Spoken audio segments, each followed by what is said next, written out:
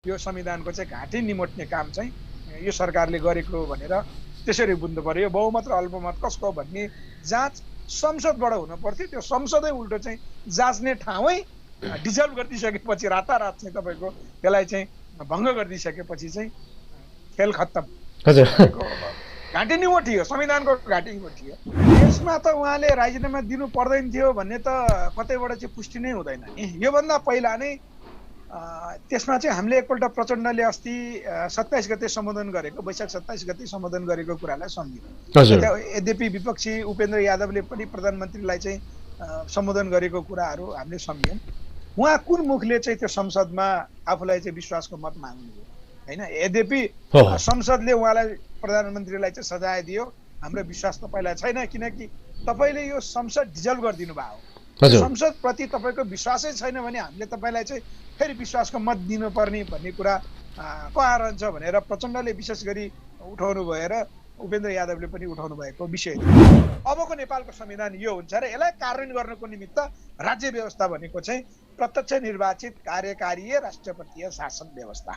जनताले आफ्नो शासक प्रत्यक्ष रूपमा आफै चुन्ने गरेको जुन व्यवस्था हामीले चाहिँ ल्याउनु पर्ने छ, त्यसको निमित्त जनताहरू पनि तयार हुनु पर्यो र त्यो गर्नको निमित्त चाहिँ अहिलेकै बुर्जुवा संविधानलाई टेकेर चाहिँ अघि मैले सुरुमा भने हामी युवा पुस्ताहरू यी अहिलेका सबै नेतृत्वलाई विस्थापन गर्ने गरी टोल टोलबाट युवा पुस्ताहरू राजनीतिमा आउनु पर्यो र यो संविधान बदल्नको निमित्त प्रतिबद्धताका साथ त्यो के लेख्ने भन्ने कुरा अब बहस हुन्छ संविधानमा, के परिवर्तन गर्नुपर्ने भन्ने कुरा अब के अघि हामीले एउटा प्रश्नमा खोजेको जस्तै यिनीहरूलाई त सबभन्दा पहिला कारबाही भनेको त सत्ताबाट हराउनु नै सबभन्दा ठुलो कारबाही हुन्छ। त्यसको निमित्त चुनावमा भोट नदिने नै हो पर्यो। त्यसलाई एउटा नेपालको सिस्टमको रूपमा विकास गर्न पर्यो। त्यसको निमित्त चाहिँ हाम्रो पार्टी नेपालले महत्त्वपूर्ण भूमिका खेल्छ। यो जनतामा भन्छौँ हामी, जनताले एक्सेप्ट गर्नुभयो, जनताले यो चाहेको हो भने हाम्रो पार्टी नेपाल वैकल्पिक रूपमा अगाडि आउँछ होइन। अब त्यसकारण हामीले भनेको अब निर्णायक जनता हो। रायनजी यसमा हामी प्रश्न बुझौँ, जनता जहिले पनि अब अगाडि अगाडि, नेता जहिले पनि पछाडि पछाडि हो। त्यसकारण जनता अघि नेता पछिको चाहिँ एउटा राजनीतिक नयाँ ट्रेन हामीले सुरुवात गर्नुपर्छ। त्यसकारण हामी अबको यो देशको चाहिँ नेतृत्व गर्नलाई तयार, हामी भनेको युवा पुस्ता तयार हुनु पर्यो। युवा पुस्ता तयार भनेको नेपालको आगामी मुद्दा त्यो के हुने भन्ने कुरा चाहिँ अब हामी लिखित रूपमा लेख्नको निमित्त तयार हौँ। त्यो एउटा किताबको रूपमा हामी चाहिँ तयार गर्न सक्छौँ। शिक्षा, सूचना र मनोरञ्जनको लागि फालेलुङ टिभी। दर्शकहरू हार्दिक स्वागत छ। फालेलुङ टिभी हेर्दै हुनुहुन्छ। हामी जुम मार्फत उपस्थित भएका छौँ। पछिल्लो राजनीतिक गतिविधि, राजनीतिक घटनाक्रमको बारेमा कुराकानी गर्नको लागि यतिखेर हामीसँग स्क्रिनमा जोडिनु भएको छ हाम्रो पार्टी नेपालका संयोजक गोविन्द बोहरा ब्रह्माण्ड। उहाँसँग पछिल्लो यो राजनैतिक गतिविधि हिजै मात्रै प्रधानमन्त्री केपी शर्मा ओलीले पुनः संसदलाई विघटन गरिएको छ र अब राजनीतिक यात्रा कस्तो हुन्छ, यसपछिको यो प्रधानमन्त्रीको यो कदमलाई यो अहिलेको राजनीतिक यो संहारमा कस्तो रूपमा लिन सकिन्छ, यिनै विषयमा केन्द्रित गरेर कुराकानी गर्नेछौँ। म हृदयदेखि स्वागत गर्न चाहन्छु। आजका मेरो विशेष अतिथि हुनुहुन्छ हाम्रो पार्टी नेपालका संयोजक गोविन्द बोहरा ब्रह्माण्ड। ब्रह्माण्ड सर, यहाँलाई स्वागत छ। नमस्ते। नमस्कार सर, आराम हुनुहुन्छ? आरामै छु। ओके, अब गोविन्द सर तपाईँ आराम हुनुहुन्छ। देश अब झन् दिनका दिन दिनानुदिन झन् अन्यलतातर्फ अग्रसर हुँदै गइरहेको छ। अब प्रधानमन्त्रीको रूपमा शपथ ग्रहण लिनुभएको 2 दिन या 3 दिन नबित्दै पुनः संसदलाई विघटन गर्नुभएको छ। हिजो रातिको यो घटनाक्रमलाई कसरी लिनुहुन्छ सर? योभन्दा पनि अलि रमाइलो प्रसङ्गबाटै सुरुवात गरौँ। हजुर सर। प्रधानमन्त्रीले दिउँसो 12:30 बजे पत्रकार सम्मेलन आह्वान गर्नुभएको थियो प्रधानमन्त्री निवासमा। हजुर। त्यहाँ चाहिँ एकजना पत्रकार अमित ढकाल, उहाँले चाहिँ प्रश्न सोध्नु भएको थियो प्रधानमन्त्रीलाई। अब तपाईँ दाबी गर्नुहुन्छ कि हुन्न, अस्ति मात्रै बहुमतमा पुर्याउन सक्दिनँ भनेर चाहिँ राष्ट्रपतिज्यूका पत्र लेखेर पठाउनु भयो। अब पुनः प्रधानमन्त्रीमा तपाईँ दाबी गर्नुहुन्छ कि हुन्न भनेर चाहिँ प्रश्न गर्दा प्रधानमन्त्रीज्यूको हिजो दिउँसोको पत्रकार सम्मेलनमा के थियो भने म वाक्क भइसकेँ म प्रधानमन्त्रीमा चाहिँ अब दाबी गर्दिनँ, ओहो मलाई सबैतिरबाट असहयोग भयो भनेर उहाँले जवाफ दिनुभएको थियो। त्यो जवाफ दिने क्रममा यताउता गर्दा समय त्यही दिउँसो 1:30-2 मात्रै बजेको थियो। हजुर तर विपक्षी दलहरू नेपाली काङ्ग्रेसको नेतृत्वमा नेपाली काङ्ग्रेस माओवादी केन्द्र यद्यपि अब नेकपा एमालेको माधव नेपाल समूह समेत उहाँहरूको 149 जनाको हस्ताक्षर सहित विपक्षी दल राष्ट्रपतिले दिनुभएको समय सीमाभित्रै 4 बजे चाहिँ राष्ट्रपति कार्यालय पुग्दा त्यहाँ छापामार शैलीमा पहिल्यै प्रधानमन्त्री गएर चाहिँ राष्ट्रपतिकोमा बसिरहेको र त्यहाँ प्रधानमन्त्रीले चाहिँ म प्रधानमन्त्री हुन पाऊँ भनेर दावा गरेको चाहिँ बडा रमाइलो घटनाक्रम है देखा पर्यो। अब यो घटनाक्रमलाई कसरी लिने भन्दा पनि हामीले योभन्दा पहिलो श्रृङ्खलामा जो कुराकानी गरेका थियौँ। हजुर सर, उहाँहरू जस्तो सुकै अपराध कर्म गर्न पनि तयार भएर आएकाहरू होइन, राष्ट्रघाती र देशद्रोही कार्यहरू गरेर उदाएकाहरू आफ्नो सत्ता चाहिँ छोड्नलाई कति गाह्रो हुँदो रहेछ भन्ने नजिरहरू त हामीले पहिला पनि धेरै छलफल गरेका छौँ। त्यसकै परिणाम चाहिँ हिजो फेरि देखियो। त्यसकारण हिजोको घटनाक्रम के कस्तो भन्दा पनि सिधै सरकारले चाहिँ बेमानपूर्ण असंवैधानिक कदम त भयो, बेमानपूर्ण तरिकाले चाहिँ जो कार्यहरू गरे यसको चाहिँ आम नेपाली जनताले घोर भर्त्सना गर्नुपर्दछ। यसको सजाय चाहिँ अहिलेका राष्ट्रपति र अहिलेका सरकार प्रमुख दुवैलाई सजाय दिने गरी चाहिँ अब नेपाली जनता अगाडि बढ्नु पर्दछ। हिजोको घटनाक्रमलाई चाहिँ हामीले त्यसरी चाहिँ तुलना गरौँ। गोविन्द सर, जस्तै उहाँले हिजो चाहिँ आकस्मिक रूपमा प्रधानमन्त्री निवासमा पत्रकार सम्मेलन गर्नुभयो र उक्त सम्मेलनमा अथवा पत्रकार सम्मेलनमा चाहिँ अब मलाई समर्थन गर्नुहोस्, होइन भने प्रतिनिधि सभा यो संसद विघटन हुन्छ, देश चुनावमा जान्छ, यसको सम्पूर्ण जिम्मेवारी चाहिँ मलाई जसले विश्वासको मत दिएनन् ती व्यक्तिहरू नै जिम्मेवार हुनुपर्छ, म हुँदिनँ भनेर भन्नुभए अनुसार नै त्यो काम पनि भयो। त्यो हिसाबले हेर्दाखेरि त दोष त यहाँ प्रधानमन्त्रीको भन्दा पनि जसले वैकल्पिक सरकार गठन गर्न सकेन त्यो विपक्षी दलहरूको पनि भन्ने एक हिसाबले त देखियो नि, होइन गोविन्द सर? होइन, हामीले चाहिँ यसको मापदण्ड भनेको संविधानलाई हेर्नु पर्यो। संविधानमा व्यवस्था के छ? हामी त संविधानको चाहिँ धारा 75 को 1, 2, 3, 4, 5 क्रमशः चाहिँ संविधान अनुसार अगाडि बढेको हो नि त। हजुर, त्यसकारण अब प्रधानमन्त्री भइकन उहाँले चाहिँ अरूलाई राजनीतिक अभिव्यक्ति दिने, राजनीतिक चुनौती दिने होइन। मलाई विश्वासको मत दिने भए दिनुहोस्, मलाई तपाईँहरूले विश्वासको मत नदिइसक्नु भइसकेपछिको परिणाम यो हुन्छ भनेको म चुनावमा जान्छु भनेर उहाँले जो बालहट जस्तो संविधान विपरीत चाहिँ कार्यकारी प्रमुख भइसकेपछि संविधान विपरीत त जान मिलेन। संविधान अन्तर्गत उहाँ प्रधानमन्त्री हुनुहुन्छ, त्यही संविधानलाई नै टेकेर चाहिँ उहाँ चाहिँ अगाडि बढ्नु पर्ने ठाउँमा त्यो संविधानको प्रावधानलाई उहाँले बाइपास गर्न त सक्नुहुन्न नि। त्यसकारण हामीले के बुझ्नु पर्यो भने प्रधानमन्त्रीको जो त्यो चुनौती भनेको राजनीतिक चुनौती हो।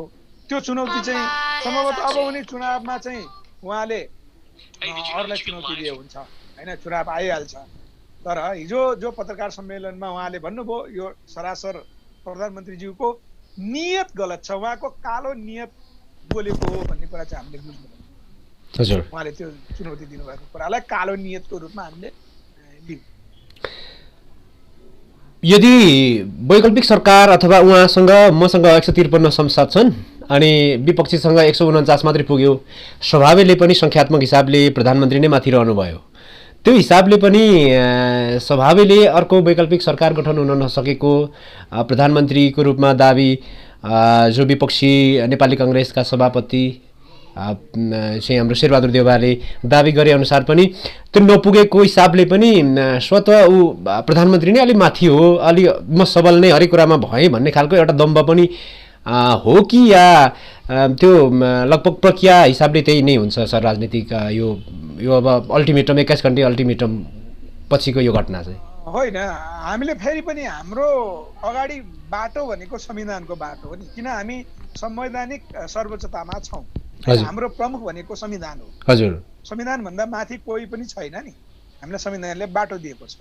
यस्ता विषयहरू त राजाका पालामा हुन्थ्यो, एकतान्त्रिक शासन व्यवस्थाको बेलामा मात्रै यस्तो हुन्थ्यो। तर अहिले हामीलाई चाहिँ केले रुल गरेको छ? राष्ट्रपतिदेखि आम जनता समक्ष नेपाललाई भनी संविधानले रुल गरेको छ, गाइडलाइन दिएको छ, होइन। हजुर सर। त्यसकारणले प्रावधान अनुसार चाहिँ के हो भन्दा प्रधानमन्त्रीको 153 सिट हो कि अथवा विपक्षीको 149, यहाँ 153 र 149 जोड्दा त झन्डै 302 सांसदको चाहिँ हिसाब निक्लिसक्यो हो हैन। भनेको 275 सांसद मध्ये यहाँ त झन्डै 27 जना सांसदको त बढी नाम आइसक्यो। भनेपछि लगभग फर्जी देखियो हैन। फर्जी यो कुन ठिक कुन बेठिक भनेर जाँच्ने त हाम्रो संसद छ नि हैन। संसदमा जनप्रतिनिधिहरू 275 जना त उपस्थित हुने भनेको त संसद हो। यो जाँच संसदबाट गर्न पर्ने ठाउँमा यहाँ चाहिँ मैले अघि पनि भने कालो नियत बस जो कार्यहरू भयो यो चाहिँ अब सरकार पक्ष विशेष गरी हजुर जो संविधानको रक्षक हुनुपर्ने हो अहिले त्यो रक्षक पक्षबाट चाहिँ यो भक्षक कामहरू भयो, यो गलत हो। त्यसकारण यो कसको बढी हो होइन भनेर जाँच्ने काम चाहिँ संसदमा हुनु पर्थ्यो। उल्टो चाहिँ संसदै डिजल्भ गरिदिइसकेपछि त खेले खत्तम। त्यसकारण यो संविधानलाई निमोट्ने काम भयो। संविधानको हत्या गर्नको निमित्त चाहिँ सरकारले जो अहिले प्रयास गरिरहेको छ, अबको चाहिँ दिनहरू चाहिँ त्यसरी गुज्रिन्छन्। यसमा विपक्षी दल र नेपाली जनता भएर पहिलो त यो बुर्जुवा भए पनि यो संविधानलाई बचाउनु पर्छ। अहिलेको सरकार र राष्ट्रपति प्रधानमन्त्री मूलत अहिलेको सरकार संविधानको हत्या गर्ने बाटोमा गयो। यो संविधानको चाहिँ घाँटी निमोट्ने काम चाहिँ यो सरकारले गरेको भनेर त्यसरी बुझ्नु पर्यो। बहुमत र अल्पमत कसको भन्ने जाँच संसदबाट हुनु पर्थ्यो। त्यो संसदै उल्टो चाहिँ जाँच्ने ठाउँै डिजल्भ गरिदिइसकेपछि रातारात चाहिँ तपाईँको त्यसलाई चाहिँ भङ्ग गरिदिइसकेपछि चाहिँ खेल खत्तम। हजुर घाँटी निमोटियो, संविधानको घाँटी निमोटियो। अब प्रतिनिधि सभाको अथवा संसदको पुनर्गठन गरेको लगभग यो कति दिनमा फेरि यसको फेरि अन्त्य भयो सर? यो फागुन 12 गते यो पुनर्गठन भयो कार्य हैन। गत पुस 5 गते विघटन भएको थियो हैन, अनि त्यसपछि फागुन 12 गते पुनर्स्थापित भयो हैन। हजुर त्यो चाहिँ अब त्यसको पहिलो मिटिङ फागुन 23 गते पहिलो मिटिङ बस्यो। हजुर त्यसपछि चाहिँ अब नियमित प्रक्रियाहरू जो संविधान त एक किसिमले चाहिँ संविधानको ट्र्याक योभन्दा पहिल्यै सरकारले चाहिँ आउट अफ संविधान को बाटो पक्रिसकेको थियो, त्यसलाई सर्वोच्चले चाहिँ ट्र्याकमा ल्याएको थियो। फेरि अहिले त्यही दोहोरियो। अहिले चाहिँ प्रत्यक्ष राष्ट्रपति समेत त्यसमा चाहिँ संलग्न हुनुभयो। योभन्दा पहिला चाहिँ सरकार मात्रै केपी शर्मा ओली प्रधानमन्त्री अब नेपालको कार्यकारी प्रमुखको हैसियतले उहाँ दोषी देखिनुहुन्थ्यो। अहिले त राष्ट्रपति र प्रधानमन्त्री दुवै मिलेर चाहिँ यो कार्यहरू गर्नु।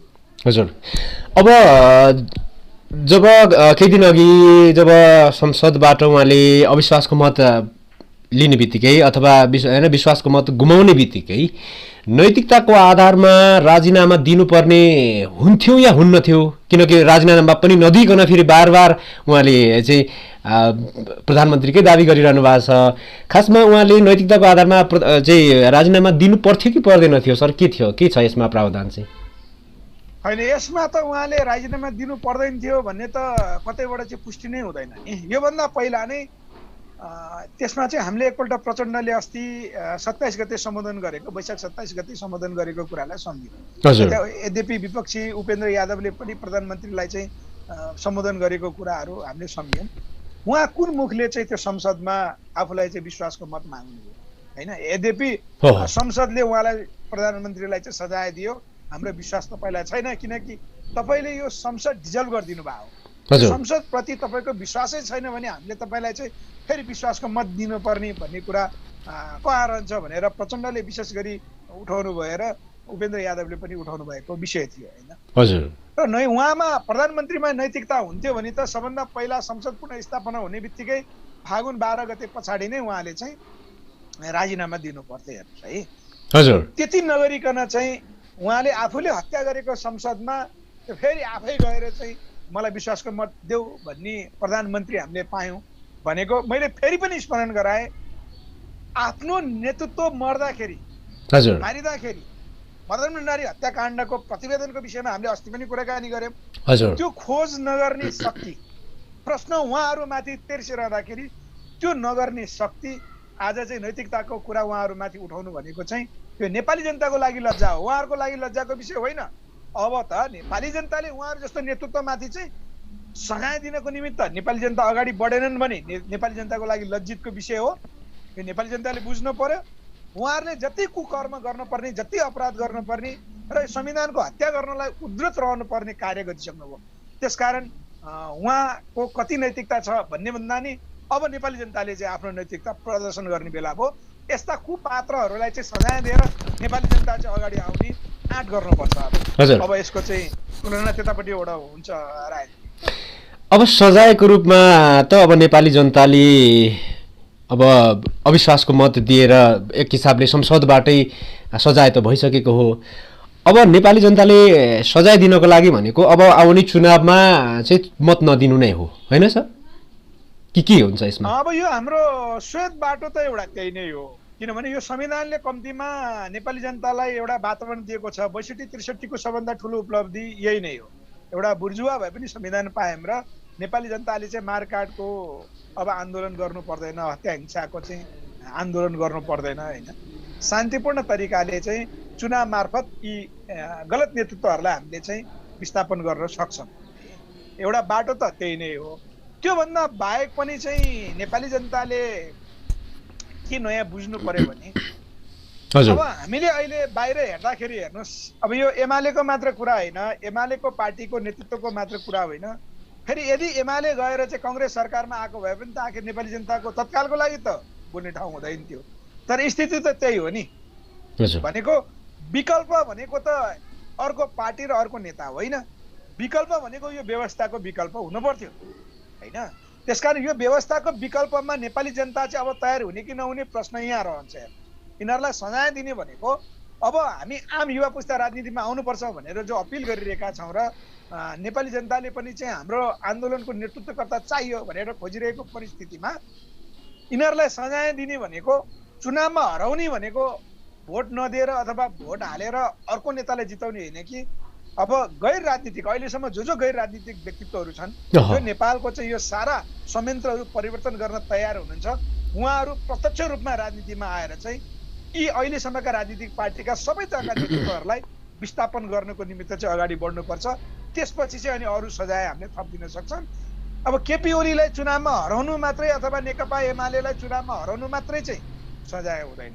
यसको अर्थ फेरि कङ्ग्रेसलाई जिताउनु हो अथवा माओवादीलाई जिताउनु हो अथवा हामीले चाहिँ प्रतिगमनकारी सत्ता राज संस्था पनि ल्याउन सक्छौँ, ल्याइदेला, होइन। जिताउनु त नेपाली जनताले चाहिँ त्यो गर्न सक्छन् नि। त्यसकारण हाम्रो एउटा उखान छ, नेपाली जनताले गल्ती त नगर्लान्, सौताको रिसले चाहिँ श्रीमानको काखमा चाहिँ फेरिदिने भन्ने यस्तो चाहिँ जनताले त नगर्लान्।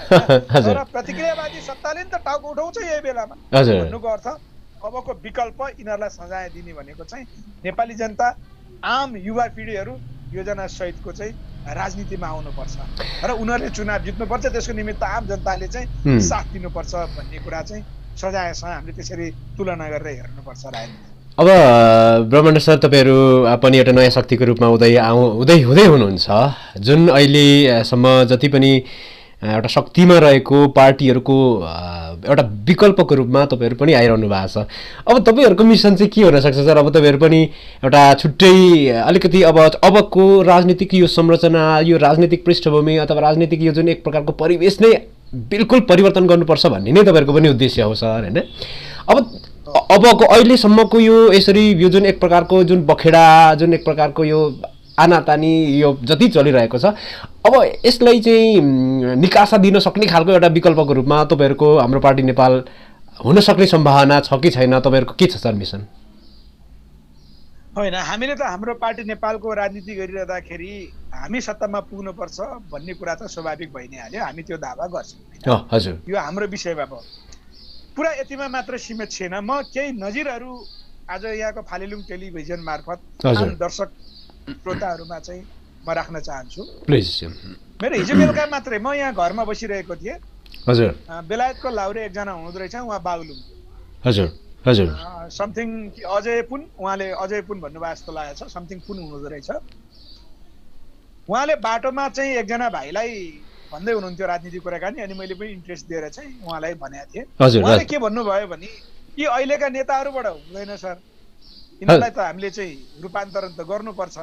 हजुर। तर हामीले देख्दा चाहिँ फेरि पार्टीहरू भनेको चाहिँ कङ्ग्रेस एमाले अथवा माओवादी हो अथवा त्यसका नेतृत्व प्रचण्ड केपी ओली र शेरबहादुर देउवाहरू नै हुन्। तिनीहरू नै हुन्। अब यिनीहरूलाई नै उहाँहरूले भन्नुभएको कुरा यिनका विकल्प छैन भनेर उहाँले भन्नुभयो होइन। एउटा उदाहरण मैले तपाईँलाई चाहिँ दिएको। अर्को हाम्रो चितवनबाट चाहिँ 4-5 दिन अगाडि त्यहाँ केही साथीहरूले हामीलाई फोन गर्नुभयो है, तपाईँहरू नयाँ पार्टी, तपाईँहरूको एजेन्डा के छ, नयाँ एजेन्डा यी अहिलेका पार्टीहरूबाट हुँदैन भन्ने कुरा हामीले बुझेका छौँ। हामी प्राध्यापक डाक्टरहरू पनि छौँ, हामी शिक्षकहरू बढी छौँ, हामी एउटा समूह पहिलादेखि नै क्रियाशील छौँ सर, तपाईँहरूको एजेन्डा के भनेर मलाई सोध्नु भएको थियो है। हजुर, मैले त्यहाँ पनि चाहिँ केही कुराकानी गरेँ। मैले 2टा अतिवादको उत्तर दिएको। जस्तो हाम्रो पुन सरले हिजो मलाई भन्नुभयो अनुसार विकल्प चाहिने खोज्ने पनि, तर फेरि विकल्प चाहिँ प्रचण्ड केपी ओली र शेरबहादुर देउवा छैन भन्ने पनि। द्वैत चरित्रबाट चाहिँ अब जनताले वैचारिक रूपमा चाहिँ क्लियर हुनु पर्यो। सबभन्दा पहिलो त आम सर्वसाधारणहरू कहाँ क्लियर हुनु पर्यो भने यी कोही पनि नेताबाट यिनीहरू चर्चामा होलान्। हाम्रो पुन सरले मलाई भन्नुभएको कुरा चाहिँ के हो भने हामीले गाडी चलाउन सिक्यौँ भने पहिला ठोक्छौँ होइन, हाम्रो चाहिँ सही बाटोमा चाहिँ हामीले गाडी दौडाउन सक्दैनौँ। त्यस्तै अहिलेका प्रचण्ड शेरबहादुर देउवा अथवा केपी ओलीहरू राजनीतिक गाडी उनीहरू चलाउन सिकेर आएकाहरू हुन्, तर उहाँहरूले दुर्घटना गराउनु भयो बिचमा। त्यसकारण हामीले चाहिँ उहाँहरू राजनीतिक ट्रेन्ड भएका मान्छेहरूलाई नै जिताउनु पर्छ भन्ने कुरा उहाँले जो गर्नुभएको थियो। हामीले उहाँलाई के भन्यौँ भने विषय त्यस्तो होइन, राजनीतिमा चाहिँ मूल विषय भनेको राजनीतिमा यिनीहरूले गरेर आएको अभ्यासै गलत भयो।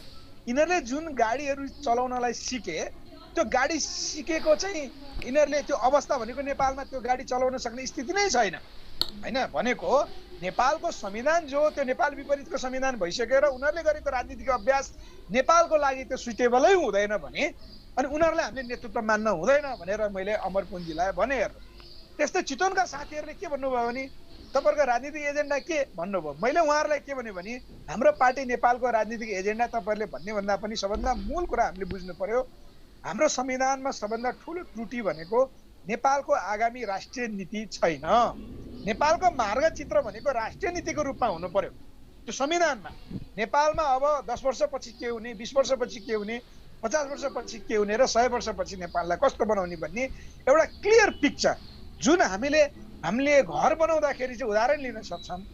हाम्रो जग्गा कति छ होइन, मानव 2-4 आना छ अथवा 1 रोपनी छ अथवा चाहिँ 4-5 रोपनीमा ठुलै बङ्गलै बनाउने हाम्रो सोच छ भने जग्गा अनुसारको हामीले चाहिँ घरको इन्जिनियरिङ गर्छौँ र त्यो इन्जिनियरिङ अनुसार चाहिँ त्यो हामीले घर पुरा गर्छौँ। त्यस्तै नेपालको इन्जिनियरिङ भनेको खै त 10 वर्ष 20 वर्ष 50 वर्ष 100 वर्षको इन्जिनियरिङ भनेको हाम्रो संविधान हो। हेर्नुहोस् है चितवनका साथीले मैले भनेको, त्यसकारण हामीले पहिला यो संविधान अब पुनर्लेखन गर्ने त भनेका छौँ। हामीले नेपाल विपरीतको संविधान भए पनि हामीले भनेका छौँ, तर त्यो के हो त भन्ने कुरा अब संविधानमा लेखौँ भनेका छौँ। र हाम्रो पार्टी नेपालले उठाएको मुद्दा पनि त्यही हो कि यो संविधानमा सबभन्दा पहिला बदल्न पर्ने विषयहरू के हुन् अब नेपाली जनताले भन्नु पर्यो। र हामी जस्तो राजनीतिक पार्टीहरू अब त्यो छलफल गर्न जनताकोमा आउँदैछौँ, त्यसलाई दस्तावेजीकरण गर्नु पर्यो र अबको नेपालको संविधान यो हुन्छ र यसलाई कार्यान्वयन गर्नको निमित्त राज्य व्यवस्था भनेको चाहिँ प्रत्यक्ष निर्वाचित कार्यकारीय राष्ट्रपतीय शासन व्यवस्था, जनताले आफ्नो शासक प्रत्यक्ष रूपमा आफै चुन्ने गरेको जुन व्यवस्था हामीले चाहिँ ल्याउनु पर्ने छ, त्यसको निमित्त जनताहरू पनि तयार हुनु पर्यो। र त्यो गर्नको निमित्त चाहिँ अहिलेकै बुर्जुवा संविधानलाई टेकेर चाहिँ अघि मैले सुरुमा भने हामी युवा पुस्ताहरू यी अहिलेका सबै नेतृत्वलाई विस्थापन गर्ने गरी टोलबाट युवा पुस्ताहरू राजनीतिमा आउनु पर्यो र यो संविधान बदल्नको निमित्त प्रतिबद्धताका साथ त्यो के लेख्ने भन्ने कुरा अब बहस हुन्छ संविधानमा, के परिवर्तन गर्नुपर्ने भन्ने कुरा अब बहस हुन्छ र त्यो एउटा किताबको रूपमा है, नेपालको दस्तावेजको रूपमा, त्यो एउटा किताबको रूपमा, त्यो राष्ट्रिय नीतिको रूपमा चाहिँ त्यो तय हुन्छ। त्यो पुरा गर्नको निमित्त भन्दै नेपाली जनता चाहिँ अब अगाडि बढ्ने हो भने बल्ल चाहिँ निकास सम्भव छ। हाम्रो पार्टी नेपाल विकल्पको रूपमा यही कार्य गर्नलाई अगाडि आउँदैछ। अहिले आम जनता र तपाईँको चाहिँ फालेलुङ टेलिभिजन मार्फत हाम्रो पार्टीका योजना, हाम्रो पार्टीको ठोस मुद्दा 1, 2, 3, 4 राजनीतिक मुद्दा यो भन्दा पनि भन्न त भन्छौँ हामीले प्रत्यक्ष निर्वाचित कार्यकारीय राष्ट्रपतीय शासन व्यवस्था चाहिन्छ, हाम्रो मुद्दा यो भन्छौँ हामीले होइन। अर्को हामीले के भन्छौँ भने यो संसदीय व्यवस्थामा जस्तो संवैधानिक परिषदको चाहिँ व्यवस्था अबको राज्य व्यवस्थामा हुँदैन, अर्थात् राज्यका अङ्गहरूका प्रमुखहरू जस्तो अख्तियार प्रमुखहरू प्रधानमन्त्रीले सिधै नियुक्त गर्ने व्यवस्था अब हुँदैन। तपाईँको चाहिँ न्यायालयका प्रमुखहरू, प्रधान न्यायाधीशहरू लगायत राज्यका अङ्गहरू विभिन्न छ नि, जस्तो राष्ट्रिय मानवाधिकार आयोग, महिला आयोग, होइन लोकसेवा आयोग, यो राष्ट्रपतिले चाहिँ के अरे प्रधानमन्त्रीले चाहिँ संवैधानिक परिषदको व्यवस्थापन अन्तर्गत नियुक्त गर्ने, यसमा चाहिँ अघोषित रूपले चाहिँ बहुमतको सरकार जसको छ त्यो सरकारले नै त्यहाँ नियुक्त गर्ने जो प्रावधान छ, यो संवैधानिक परिषदको व्यवस्थालाई बदल्नुपर्छ भनेको छ। भनेको प्रत्यक्ष निर्वाचित कार्यकारी या राष्ट्रपतीय शासन व्यवस्थाको स्वरूप कस्तो भन्ने कुरा हामीले खाका प्रस्तुत गर्नु पर्यो, त्यसलाई एउटा नेपालको सिस्टमको रूपमा विकास गर्नु पर्यो। त्यसको निमित्त चाहिँ हाम्रो पार्टी नेपालले महत्त्वपूर्ण भूमिका खेल्छ। यो जनतामा भन्छौँ हामी, जनताले एक्सेप्ट गर्नुभयो, जनताले यो चाहेको हो भने हाम्रो पार्टी नेपाल वैकल्पिक रूपमा अगाडि आउँछ होइन। अब त्यसकारण हामीले भनेको अब निर्णायक जनता हो। हजुर रायनजी, यसमा हामी प्रश्न बुझौँ, जनता जहिले पनि अब अगाडि अगाडि, नेता जहिले पनि पछाडि पछाडि हो। त्यसकारण जनता अघि नेता पछिको चाहिँ एउटा राजनीतिक नयाँ ट्रेन हामीले सुरुवात गर्नुपर्छ। त्यसकारण हामी अबको यो देशको चाहिँ नेतृत्व गर्नलाई तयार, हामी भनेको युवा पुस्ता तयार हुनु पर्यो। युवा पुस्ता तयार भनेको नेपालको आगामी मुद्दा त्यो के हुने भन्ने कुरा चाहिँ अब हामी लिखित रूपमा लेख्नको निमित्त तयार हौँ। त्यो एउटा किताबको रूपमा हामी चाहिँ तयार गर्न सक्छौँ। जनता र हाम्रो बिचको चाहिँ सम्बन्ध पनि त्यहीँबाट विकास हुन्छ। राजेन्द्र हजुर, एकदम खुसी लाग्यो सर। अब तपाईँहरूको यो जुन योजना अथवा तपाईँहरूको जुन यो एजेन्डा अनुसार अगाडि बढ्नु होला, हाम्रो पनि शुभकामना शुभेच्छा छ, सबै जनताको पनि त्यही अपेक्षा छ। तथापि नयाँ शक्तिको रूपमा जति पनि वैकल्पिक शक्तिको रूपमा उदाएका कुनै पनि पार्टीहरूले निरन्तरता दिन, त्यसले फेरि सिट ल्याउन, यसरी नै फेरि प्रतिनिधि सभामा जान अथवा विभिन्न यसरी चाहिँ विभिन्न आफूलाई स्थापित गराउनको लागि त यो त फेरि जति भन्नलाई, सिद्धान्तमा भन्नलाई जति सजिलो छ त्यति सजिलो त नहोला। जसरी एक थान एउटा संविधान बनाउनलाई 60-62 वर्ष हामीले कुर्नु पर्यो, अब अहिले भएको संविधानलाई फेरि संशोधन गरेर फेरि नयाँ संविधान बनाउनलाई त अझ फेरि 100औं अब 60औं वर्ष लाग्न सक्ने सम्भावना पनि धेरै छन्। त्यो खैर अब त्यो आफ्नो ठाउँमा छ। तथापि अब अहिलेको परिप्रेक्ष्यमा चाहिँ अब प्रतिनिधि सभा अब जसरी हिजो चाहिँ यो प्रधानमन्त्रीको जुन कदम, राष्ट्रपतिको कदम प्रति त अहिले आम जनताहरू यति रुष्ट भइरहनु भएको छ, तर पनि गर्न सक्ने होइन, अथवा हामीले अब जनताले केही पनि गर्न सक्दैनौँ। अब दुईजना अथवा जो प्रधानमन्त्री, सम्मानीय प्रधानमन्त्री र राष्ट्रपति संविधान भन्दा माथि अथवा संविधानलाई नै एक हिसाबले उहाँहरूले अवमूल्यन गरिरहनु भएको छ। केही गर्न सक्ने अवस्था छैन सर अब हामीले ठुलो हेर्न बाहेक? होइन, अब नेपाली जनताले यो एकैचोटि चाहिँ माओवादी जनयुद्ध कालको जस्तो चाहिँ अब नेताहरूलाई त्यो प्रतिबन्ध लाउने जस्तो अहिले नेपाली जनताले चाहिँ गर्नुपर्ने अवस्था त अहिले छैन होइन। हजुर, हामीले यसको निमित्त के गर्न सक्छौँ भने यी नेताहरूलाई चाहिँ कारवाही गर्ने के अघि हामीले एउटा प्रश्नमा खोजेको जस्तै यिनीहरूलाई त सबभन्दा पहिला कारवाही भनेको त सत्ताबाट हराउनु नै सबभन्दा ठुलो कारवाही हुन्छ। त्यसको निमित्त चुनावमा भोट नदिने नै हो पहिलो कुरो। हजुर, प्रमुखहरूको रूपमा जस्तो राष्ट्रपति र प्रधानमन्त्रीलाई कारवाही र यो गर्नु, यो राष्ट्रपति र प्रधानमन्त्रीलाई कारवाही भनेको नेकपा एमालेलाई नै हामीले चाहिँ चुनावमा हराउनु पर्यो। सबभन्दा पहिलो त यही हो नि कारवाही भनेको। हजुर, एमालेको राजनीतिलाई हामीले चाहिँ सिद्ध्याउनु पर्यो पहिला, हामीले यो कुरा भनिरहेका छौँ। हजुर, यो पहिलो सजाय हो र तत्कालको लागि अब यो कार्य गर्ने भनेको के हो त भन्दा चुनावसम्म त हामी जानु पर्यो। त्योभन्दा अगाडि हेर्नुहोस्, हामीले सिधै राष्ट्रपति र प्रधानमन्त्रीमाथि त एट्याक गर्न सक्दैनौँ, त्यो अहिले हामीले कल्पना पनि गर्न हुन्न। तर त्यो भनेको चाहिँ एमालेलाई साथ र सहयोग गर्ने पहिलो चरणमा है।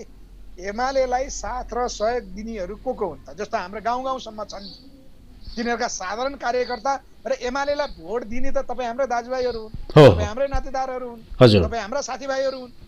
उनीहरूलाई चाहिँ हामीले औँला उठाउनु पर्यो गाउँमा होइन। हामीले चाहिँ सुरुवात यतापट्टिबाट गरेर एमाले माथि पुरै हामीले चाहिँ अहिलेबाट नै वैचारिक रूपमा चाहिँ आक्रमण सुरुवात गर्नु पर्यो। तिमीहरूको पार्टी देशद्रोही कार्य हो, तिमीहरूको पार्टीले मदन भण्डारीको आफ्नै नेताको हत्या गरेर उदाएका चाहिँ पार्टी तिमीहरूका पार्टीहरू हुन्। अब तिमीहरूलाई हामी स्वीकार्दैनौँ र हुँदा संविधानको बर्खिलाफ तिमीहरू गयौ र नेपाली जनताले भनेको किसिमले संविधान संशोधन गर्नलाई तिमीहरू अगाडि बढेनौ होइन। हुँदा चाहिँ एमाले माथि त हेर्नुहोस् यति प्रहार गर्न सकिन्छ। प्रधानमन्त्रीले हेर्नुहोस्, हामीले अस्ति पनि चर्चा गरेको जस्तो लाग्छ। हजुर हजुर, नागरिकता विधेयक, रातारात नागरिकता विधेयक जो इन्डियनहरूलाई नागरिकता तपाईँको वंशजको नागरिकता दिने गरी अस्ति रातारात अध्यादेश ल्याउनु भयो होइन। 2064 सालमा यी अहिलेका नेताहरूले नागरिकता बाँडे, त्यसलाई अहिले वंशजको बनाउने भनेको नेपालको कार्यकारी प्रमुख भनेको राष्ट्रपति र प्रधानमन्त्रीसम्म हुन पाउने जो इन्डियनहरू हुन पाउने किसिमको चाहिँ जो निर्णयहरू एमाले गर्यो अस्ति धन्न त्यसलाई राष्ट्रपतिले अध्यादेशको रूपमा चाहिँ तोक लगाइसक्नु भएको छैन। त्यो केपी शर्मा ओली आफू अनुकूल हुने गरी त्यो तोक कहिले आउन सक्छ, तोक लाग्न सक्छ राष्ट्रपतिबाट। भनेको एमाले जुन राष्ट्रघाती कार्यहरू गर्यो त्यो प्रधानमन्त्री र राष्ट्रपतिलाई कारवाही गर्ने भनेको उनीहरूका समर्थकहरू को हुन्, त्यो पार्टीलाई पैसा दिएर व्यापारीहरूले चाहिँ जो सहयोगहरू गरिरहेका छन् त्यो सहयोग गर्ने व्यापारीहरू को हुन्, उनीहरूमाथि चाहिँ आम सर्वसाधारणहरू जो गाउँ गाउँमा टोल टोलमा छन् उनीहरूले चाहिँ औँला उठाउन सुरुवात गर्नु पर्यो, तिनीहरूको प्रतिकार गर्न सुरुवात गर्नु पर्यो र त्यसको परिणाम भनेको अब फेरि पनि अहिलेबाट नै उनीहरूका विरुद्ध मोर्चाबन्दी कस्दै जाने र उनीहरू जहाँ जहाँ नेतृत्व उठ्छन्, अब योभन्दा पछि अब चुनाव हुँदाखेरि पहिला जस्तो वडामा नि चुनाव उठ्छन् उनीहरू, गाउँपालिकामा नि चुनाव उठ्छन्, नगरपालिकामा नि उनीहरू चुनाव उठ्छन्, त्यो बेलामा चाहिँ तिमीहरू यस कारणले राष्ट्रघाती र देशद्रोही हो, तिमीहरू यो राज्य सत्तामा चाहिँ जित्नुपर्ने कारणहरू छैन भन्दै प्रतिवाद भयो भने त्यो नै सजाय हुन्छ। अब जनताले त्यतापट्टिबाट चाहिँ सुरुवात बढाउनु पर्यो। सुरुवात त योभन्दा पहिला हेर्नुहोस्, माधव नेपाललाई साँखोमा जसरी लखेटे, तपाईँको चाहिँ पद्म अर्याललाई जसरी उहाँकै जिल्ला स्याङ्जामा जसरी लखेटे होइन, एमालेको चाहिँ विष्णु पौडेल तपाईँको अर्थमन्त्रीलाई चाहिँ उहाँकै रूपन्देहीमा चाहिँ जसरी लखेटे नि, प्रचण्डलाई जसरी यहाँ गालामा चाहिँ थप्पड हाने नि होइन, झलनाथ खनाललाई थप्पड हाने, झक्कु सुवेदीलाई थप्पड हाने जस्तै गरी चाहिँ यिनीहरूलाई यसै गरी चाहिँ अब पुरै ह्यारेसमेन्ट गराउँदै गाउँ गाउँबाट यी नेताहरूलाई मात्र होइन यिनीहरूलाई चाहिँ सहयोग गर्ने भनेको त सबभन्दा खतरनाक भनेको गाउँ गाउँमा तल्लो यी पार्टीहरूका समर्थकहरू जो जो छन् ती समर्थकहरूलाई पनि अब नयाँ परिवर्तन गर्नुपर्छ भन्ने चाहिँ जमातले चाहिँ यसै गरी गाली गर्नुपर्छ, गाली गर्नुपर्छ, तपाईँहरू अगाडि नबढ्नुहोस् भनेर सम्झाउनु पर्छ र उस्तै परे पनि तिनीहरूमाथि चाहिँ त्यही अनुसारको आक्रमण गर्नुपर्छ। सजाय भनेको चाहिँ त्यही नै हुन्छ राजेन्द्र। हजुर, ओके, अब त्यो विकल्पको रूपमा छँदैछ, तर तत्कालै निकासको लागि अथवा जब प्रतिनिधि सभाको चाहिँ विघटन नहुनको लागि अथवा विघटन गर्न नदिनको लागि सबैभन्दा राम्रो एउटा उपाय अथवा राम्रो चाहिँ वैकल्पिक माध्यम चाहिँ वैकल्पिक सरकार नै थियो होइन सर? वैकल्पिक सरकारको लागि अल्टिमेटम दिएको समय सीमाभित्र पनि विपक्षी दलले चाहिँ बहुमत पुर्याउन नसकेको अथवा प्रधानमन्त्रीको लागि चाहिँ आवश्यक संसदको सङ्ख्यासहित दाबी गर्न नसकेको कारण पनि यो आज यो परिणाम भोग्नु परेको हो नि होइन सर? होइन होइन, यो चाहिँ बहुमत सहित दाबी गर्न नसकेको भन्ने कुरा होइन, किनभने परिस्थिति फेरिएको थियो। वैशाख 27 गतेको परिस्थितिमा त्यहाँ चाहिँ अब बहुमतको अर्को सरकार बन्न नसके पनि हिजो चाहिँ 149 जनाको हस्ताक्षर सहित जस्तो एक किसिमको चाहिँ राष्ट्रिय सरकार नै भन्नुपर्छ त्यो पार्टीगत हिसाबले। हजुर, नेपाली काङ्ग्रेस, माओवादी, जसपा र एमाले है फुटेकै नै किन नहोस्, आन्तरिक रूपमा फुटेकै किन नहोस्, हजुर संसदमा अहिले संसदमा प्रतिनिधित्व गर्ने त्यही 4वटा पार्टी नै हो होइन, जसपा हो, माओवादी केन्द्र हो, काङ्ग्रेस हो र एमाले हो। हजुर, 4वटै पार्टीको चाहिँ एउटा 149 जनाको हस्ताक्षर सहित राष्ट्रपतिकोमा जाँदाखेरि चाहिँ यहाँ संविधान विपरीत जसरी राष्ट्रपतिले आफ्नो तजविजी प्रयोग गरेर यो दाबी पुगेन भनेर उहाँले जो भन्नुभयो यो नै गलत भयो। त्यसकारण यसको जाँच त हामीले भन्यौँ प्रतिनिधि सभाबाट हुनु पर्थ्यो, भनेको संसदबाट यसको जाँच हुनु पर्थ्यो। त्यहाँ चाहिँ प्रत्यक्ष रूपमा सांसदहरू उपस्थित भएर यो चाहिँ हिजोको संविधानको धारा 5 को प्रयोग भनेको चाहिँ दलगत होइन, यहाँ पार्टीको व्हिप लाग्दैन थियो। योभन्दा अगाडि जसरी पार्टीको व्हिप लाग्थ्यो हाम्रो आफ्नो चाहिँ उम्मेदवारलाई तपाईँहरूले जिताउनु पर्छ है, भोट हाल्नुपर्छ नभए कारवाही हुन्छ भनेर चाहिँ त्यो व्हिप लाग्ने व्यवस्था थियो। यो संविधानको धारा 76 को 5 मा चाहिँ सांसदहरूलाई व्हिप नलाग्ने व्यवस्था हो। त्यसकारण यसको एक्ज्याक्ट जाँच चाहिँ संसदमा हुनु पर्थ्यो। त्यो अवस्था नै नदिने भनेको त राष्ट्रपतिले संविधानमाथि कु गरेको भनेको यही हो। त्यो जाँच लिने संस्थालाई नै उहाँले चाहिँ कोल्याप्स गराइदिनु भयो के हैन, विषय प्रसङ्ग त्यहाँ हो। त्यसकारण वैकल्पिक सरकार बन्न नसकेको स्थिति होइन, एउटा राष्ट्रिय स्वरूपको सरकारै बन्न नदिने भनेको त राष्ट्रपतिको योभन्दा गम्भीर ठुलो गल्ती त सम्भवतः अरू के होला र, हामीले त्यसरी हेरौँ। हजुर, अब आउँदो कार्तिक 26 गते र मङ्सिर 3 गतेको लागि फेरि अब दोस्रो चरणको पहिलो र दोस्रो चरणको 2टा मिति घोषणा गर्नुभएको छ प्रतिनिधि सभाको चुनावको लागि। अब जसरी हुन्छ 5 वर्षसम्मको लागि भनेर स्थायी सरकार निर्माण गरेको नेपाली जनताले अब पुनः चुनाव भन्यो, त्यसपछि त्यत्तिकै चुनावको चाहिँ प्रचार प्रसार भन्यो, त्यत्तिकै फेरि यो त देशको आर्थिक स्रोत, अब हाम्रो देशको राजस्वलाई सिद्ध्याउने खेलभन्दा प्रतिर केही देखिन्छ या फेरि उपलब्धि हुन्छ अथवा के हुन्छ? अब यो चुनावको घोषणा गरिसक्नु भएको छ राष्ट्रपतिले, के हुन्छ सर अब यसको? होइन, अब यस्तो गरौँ, सबभन्दा पहिला त हामीले अघि भन्यौँ नि कालो नियत प्रदर्शन गरेको सरकारले, यो कालो नियत भनेको यो भित्र निकै खतरनाक विषयहरू पनि आउन सक्छन्।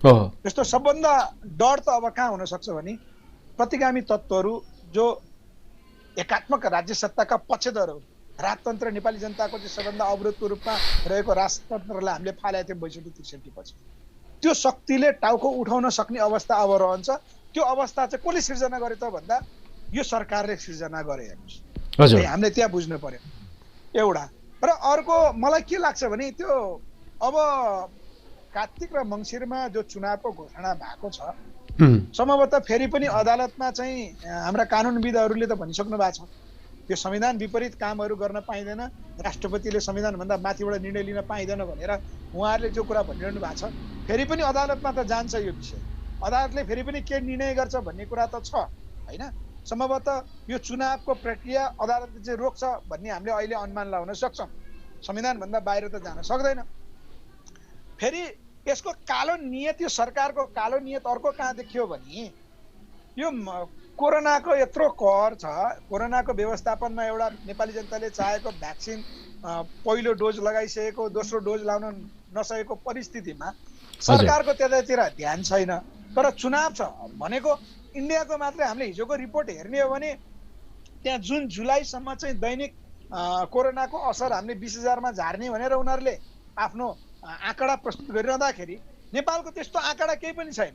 अब हामी यो कोरोनालाई कहिलेसम्म चाहिँ यति कम सङ्ख्यामा होइन, दैनिक चाहिँ जस्तो 150को अथवा 1000को सङ्ख्यामा हामी दैनिक कहिले झार्ने भन्ने योजना चाहिँ छैन। तर चुनाव भनेको छ यो भनेको हुन नसक्ने चुनावको परिकल्पना यो सरकारले, मैले अहिले पनि भने कालो नियतका साथ कार्तिक र मङ्सिर 3मा, कार्तिक 26 र मङ्सिर 3मा हुन नसक्ने चुनाव परिकल्पना गरेको हो। यसले जहाँसम्म लाग्छ प्रतिगामी तत्त्वहरूलाई सबभन्दा ठुलो बल पुर्याउँछ। प्रतिगामी तत्त्वहरूलाई चाहिँ हामीले उठ्ने मौका दिनुहुन्न, हामीले त्यतातिर ध्यान दिनुपर्छ। यद्यपि अदालत अहिले पनि बाँकी छ, हामी अदालतमा जान्छौँ हेर्नुहोस् है। हाम्रो चाहिँ संविधानविदहरू, हाम्रो कानुनी क्षेत्रका अधिवक्ताज्यूहरूले पनि भन्नुभएको छ संविधानमा रिट के अरे हाम्रो सर्वोच्चमा रिट पक्कै जाला, त्यसले न्याय दिला हामीले आशा गरौँ। अब जे भए पनि अदालतमाथि चाहिँ नेपाली जनताले विश्वास राख्नै पर्छ। होइन कतैबाट भएन चाहिँ अब जताबाट पनि चाहिँ चुनाव अब सरकारले नगर्ने नियतका साथ घोषणा गरेको भए पनि फेरि पनि केही विकल्पहरू भएन भने त मङ्सिरमा चुनाव गराउनको निमित्त पनि दबाब दिन पर्ने हुन्छ।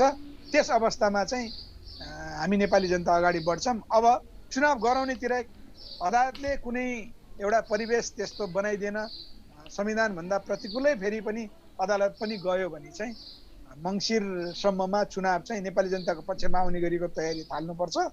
तर सरकारको प्रष्ट रूपमा हामीले अहिले देख्न सक्छौँ रातारातको निर्णय यो हुन नसक्ने चुनावको चाहिँ सरकारले घोषणा गरेको हो। हामीले यतिसम्म चाहिँ बुझौँ। हजुर, र प्रायः धेरैजनाको एउटा विश्लेषण पनि के छ भने अब पटक पटक अब संसदको चाहिँ विघटन गर्दै गर्ने, त्यसपछि संविधानमाथि नै कु गर्दै जाने र बिस्तारै बिस्तारै बिस्तारै त्यसै पनि यो सङ्घीय लोकतान्त्रिक गणतन्त्र र सङ्घीय प्रणालीहरू पनि प्रधानमन्त्रीले केपी शर्मा ओलीले स्वीकार नगरिरहेको, दिलदेखि नगरिरहेको अवस्थामा अब पछि यो सबै गर्दै गर्दै बिस्तारै चाहिँ लगभग अब पूर्व राजालाई राजतन्त्र नै फर्काउने एक हिसाबको यो उसको रणनीति पनि हो भन्ने पनि प्राय राजनीतिक विश्लेषकहरूको एउटा विश्लेषण छ। सरले कसरी बुझ्नुहुन्छ यसलाई? होइन, हामीले पनि त्यतातिर पाउँछौँ स्वाभाविक रूपमा। हामीले त्यही भएर भन्यौँ प्रतिगामी सत्ता हामीले के को लागि नेपाली जनताले ल्याउने, नेपाली जनता सबभन्दा ठुलो सचेत यहाँ हुनुपर्छ। हेर्नुहोस् अलिक बृहत्तर रूपमा नि यहाँ नेपालमा जसले विकल्प खोजिरहेको थियो, विशेष गरी 62-63 को परिवर्तनमा हेर्नुहोस् नेपालको आदिवासी जनजातिहरूको सबभन्दा ठुलो भूमिका छ होइन। निश्चय नै त्यो आदिवासी जनजातिहरूले चाहिँ जो बढी मात्रामा आफू पिल्सिएको चाहिँ महसुस गरेका थिए, उनीहरू चाहिँ आफू दबिएको महसुस गरेका थिए, त्यसको चाहिँ प्रतिफल भनेको त 62-63 को आन्दोलन हो।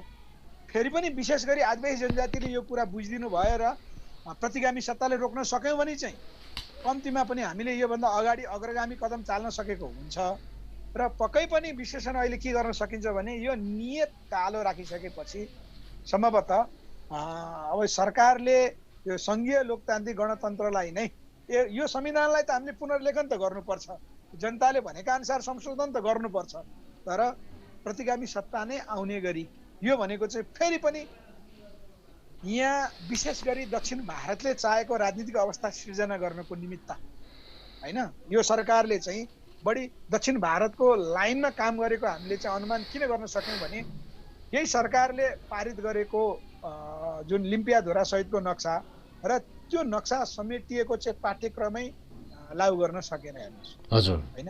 पहिलो यो इन्डियाले दबाब दिएपछि रोकिएको भन्ने कुरा हामीले सहजै रूपमा बुझ्न सक्छौँ।